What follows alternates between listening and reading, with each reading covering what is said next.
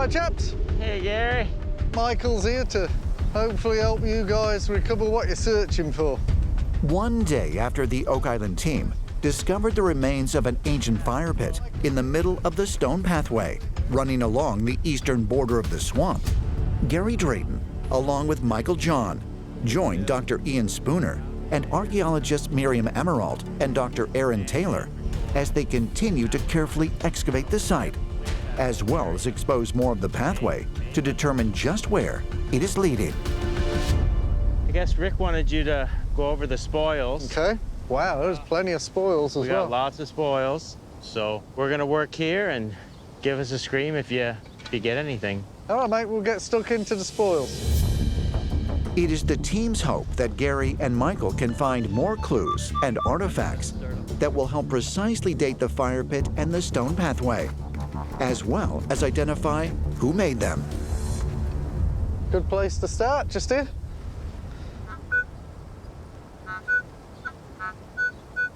That didn't take long, did it, eh? Just in there, mate.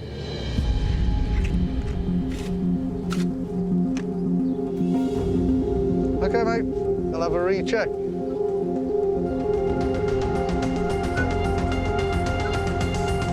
It is this. What have we got here? I mean, it's quite heavy. It feels old. It's irregular. It doesn't look modern. No, it doesn't. It doesn't look factory machine-made. Yeah, so exactly, it's pre-industrial revolution, but maybe even older. Now, it could be some kind of, I don't know, maybe a wheel bearing, handmade. Maybe it was off a cart, an axle of a cart. So maybe this was connected to those ox shoes, which were along this trail. Could Gary be correct that he and Michael have found a wheel bearing that came from an old cart? If so, could it be connected to the large iron ring bolt and the parts of keg barrels the team has recently discovered along this stone pathway? Discoveries which not only date back as much as 400 years or older, but also serve as evidence that the pathway may have been used to transport heavy cargo off of a ship and onto Oak Island. Aaron, can you come and check this out, please, mate? Sure. We found this irregular piece of iron. It's got an heavy feel to it. Looks kind of oldish. Well, that's a pretty cool find. I was thinking maybe it was off a car axle. I have no idea. Well, it's not modern. Potentially, yeah. How about I bag it up and I'll take it to the lab? Okay, mate. All right. Well, that's great. All right, mate. On to the next. Certainly cobble here. We got to clear it off a little more. Rick Lagina, along with members of the team, continue investigating the mysterious stone pathway running along the eastern border of the swamp. I like this area right here. It's got cobblestone and big stone. It hasn't been disturbed yet, so just keep a diligent eye on that. Little wee pieces can give us a lot of information. Yeah. Yeah. So we clear this and just keep following it and see where it takes us to. Yeah. I think that's our best strategy right now. Yeah.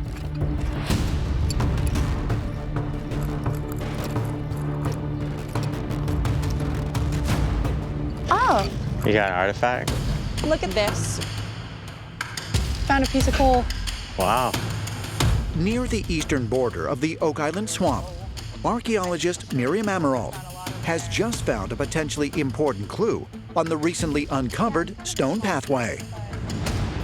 I think the reason why we're finding coal is because this is potentially a stone path. I think people were transporting coal along this road. It's a rough road. Things would have fallen off a cart or something like that. I think we'll definitely have enough for Dr. Spooner to send off to a lab and we can get some really good dates and information on that. So that's a good sign. Yeah.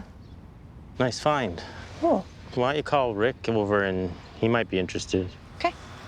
Rick, do you want to come look at this? What have you got? We found a piece of coal. Wow. I'm happy to see that. And yeah, So now we have a connection from there to here. yeah, hopefully. Earlier this year, the team investigated a rock formation on nearby Lot 15 that they believe could be a British military pine tar kiln that not only could date back to the 16th century, but could also be connected to the construction of the original money pit. Because charcoal was also discovered there, could they have now found evidence that links these two features together? What we came here for, however many years ago it seems now, we came looking to solve a treasure mystery and find treasure. And now we're excited about finding coal on a road we knew nothing about. Miriam, to show Gary the connective tissue. Oh, that, Cool. bit cool. Yeah. That is an oldie. Right here. Well, it'd be interesting to see when we get this coal tested, you know, where it comes from. Yeah. We can get a country of origin. Yeah. We always say the most insignificant little find, and Thanks. there Miriam's holding a little piece of charcoal that, in my mind's eye, connects this and the building of this with the stone feature. I mean, it's almost incontrovertible evidence. It's very compelling. Just keep digging. Absolutely. So here's what we found. Holy cow. Near the eastern edge of the swamp, Rick Lagina, along with geoscientist Dr. Ian Spooner and members of the team, are focusing their investigation on the stone road and pathway, looking for any more evidence of a ship or other clues that could help solve the Oak Island mystery. Let's see how far these stones go that way. Yep. We'll grab a detector. You have to have context for these anomalous features, i.e. the possibility of making artifact finds certainly are near the shore. So we're going to investigate it and hopefully come up with some answers. Whoa, whoa, whoa. That's a good depth there, Billy. Okay. Oh, look at that. So we're getting more cribbing. Something's going on here. Yeah.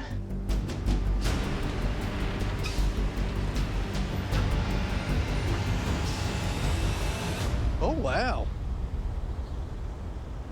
Rick, check this out. What have you got, Gary? That's unusual. Came out of that last bucket. It's one piece of wood. Yeah, that is strange. It's perfectly square. Yeah. Oh, it was made that way by the look of it. Aaron! Check this out. Hey, guys, what do you got? We're hoping you can tell us. Oh, God. Wow. It's got to be a tool. Yeah, I was going to say, like, something for architectural or... Yeah. Yeah, a little carpenter square. Yeah. A possible carpenter square found near the stone pathway on the eastern border of the swamp? Could it be an important clue, like the wooden survey stakes and wood pieces dating back as far as the 15th century that might be connected to the feature's construction? And if so, might it also help identify just who built it? Interesting thing about something like that, you can actually date them. It's wood. Yes. So this is probably more important than we think. I will put this away. Well, good find. Yeah. Thank you. Thanks, guys. While Rick and members of the team continued their investigation in the swamp, later that afternoon, Hi, guys. Hey, mate. Thanks for coming down. This is the item. Well, that is cool. after learning of the discovery of the possible carpenter square, Marty Lagina meets with Oak Island historian Doug Kroll and Gary Drayton in the research center to inspect the potentially important clue. First, I thought it was metal because of the shape of it. That is actually kind of exquisite, isn't it? It's one piece. This is not joined to this. What do you think it is? I've looked through shipwright tools, looked through old carpenter tools. It came up as a stonemason's tool. That's what it most closely resembled. Well, obviously its use is for right angles, isn't it? I mean, that is really cool. This so-called mason's tool, it's nicely crafted, which seems to have sort of Masonic connections, and more to the point, creates angles that are very useful in a practical sense. 30-degree angles, 60-degree angles, 90-degree angles. Those are very useful in building and laying out things. So I want to get a date on it, and I want to find out what its use is. And both those things are very interesting to me. It's amazing how it's well preserved like that because of the swamp. That's a pretty cool find, Gary. I'm going to say two things. One, which I've been saying a lot lately, let's put it in the line for carbon dating. Okay. Oh, yeah. And what's the second thing I always say? That was nice, but go out and find some more. That's right. Sorry, Gary. I hate to be so predictable. All right, guys, I'll let you carry on. See ya. See ya. See you, Marty. There's just a stone by itself, and it looks like there's some old etching on it. Down here. Yeah. Rick Lagina, Craig Tester, and Dan Henske join gyroscope operator Tori Martin. He has just informed them of an unusual discovery he made while assembling his equipment near the woods surrounding the money pit. Yeah, so it's just over here, guys. Guy. I wonder how long that's been there. This is what caught my eyes, really. This flat edge here, it seemed like this almost looked like it was... Cut. That just doesn't seem natural to me anyway. No. I don't know if it's anything of interest, but just the way the light was shining on it, I was like, that doesn't look normal. Just figured it'd be worth mentioning anyway. Absolutely. We thank you. That's for sure. Appreciate that, yeah. You know, when Tori Martin called and he mentioned that there was a strange stone in close proximity to the money pit, well, that's an aha moment, right? We had walked by that stone many times, and it took Tori, the fellow from Reflex, who was doing the inclinometer work in the money pit, to notice it and to bring it to our attention. It brings back what Dan Blankenship told us long ago: keep your eyes open on Oak Island. It's hard to tell right now, but if you put water on it, and even you run your hands along it, but splash some water on it.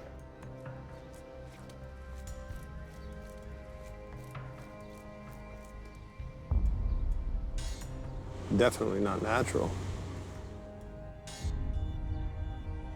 It's not actual letters, is it? No, it's not in a writing that we would recognize, but almost like Roman numerals. Roman numerals? The same kind of characters that are carved on the mysterious U-shaped structure at Smith's Cove? Could this strange stone, found near the money pit, and the U-shaped structure be connected? When I first saw the characters on the stone below the money pit, I thought they were Roman numerals. They're very linear carved features, very straight lines, if you will. There's not much curvature to the orientation of the characters. You know, that's interesting, but not definitive. After a day of exciting new discoveries, both at the money pit and at Smith's Cove, Rick Lagina has asked his brother Marty, along with geologist Terry Matheson, to join him at the Oak Island Research Center, where he has set up a meeting with island historian Paul Troutman. Hi, Paul. How you doing? Good. What you got here? Good. Who's on your operating table here? The new stone that was found near the money pit. I know nothing about this. Somebody explain this to me. Tori told me about it, but I haven't seen it yet. Tori brought me down there, and you know, I was sitting by the old well, and just in plain sight, and you know, first thing you notice is this flat feature, and then these ridged areas. Looks like a metamorphosed greywacke. And what is a greywacke? What's the composition? It's basically the second most common boulder we found on the island. Most of them are rounded granites. For Nova Scotia, there's all kinds of it. But, you know, upon further inspection, we put some water on there, and you'll see it looks like carvings. Come down here and look. Yeah. You see them? I just thought there were two H's. There was an H there and an H there. I thought now they're gone. Well, right here, here, here, here, here, here, here. Do you think this could be natural? I mean, this one in particular here looks like it's cut, and then that looks like, I would have thought maybe chiseled it seems like it might be a decorative piece at the base of a building block. But bottom line, not natural, man-made, right? Yes, I would say. On balance of evidence, it seems to be touched by man. Okay. Well, here's the thing. Here's the summary. It's odd, it's interesting, it's mysterious, and it was found near the money pit, which means we got to chase it. Which means, you know, let's find an expert in languages. Languages, carved languages, or whatever. Ancient script. Ancient scripts. Things what are normally carved on stone. See what it might mean. All right, great, guys. Very cool, very cool. Let's keep finding stuff. Let's get back out there and get to work. Charles. Hey, Jerry. How you doing, Charles? Good, good. You? Good to see you. Terry, how you been? How are you? Good to see you again. So I really want to show you this stone that I think could be pretty important.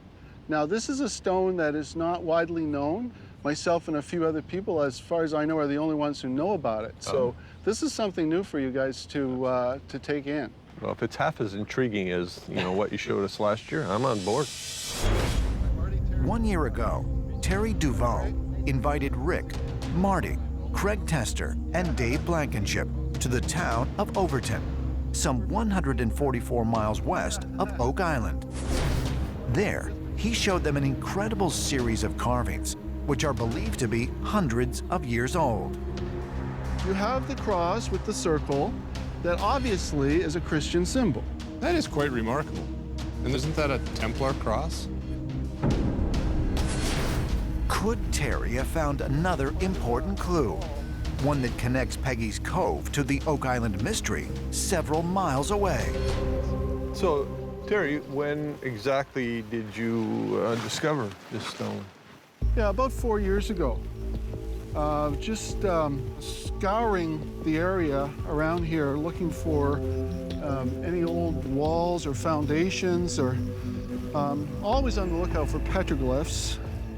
You don't find them very often.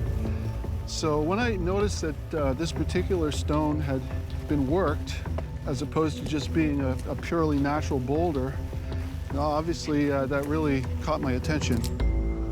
In recent years, Rick, Marty, and the team have found a number of strange and potentially significant stone carvings, both on and around Oak Island.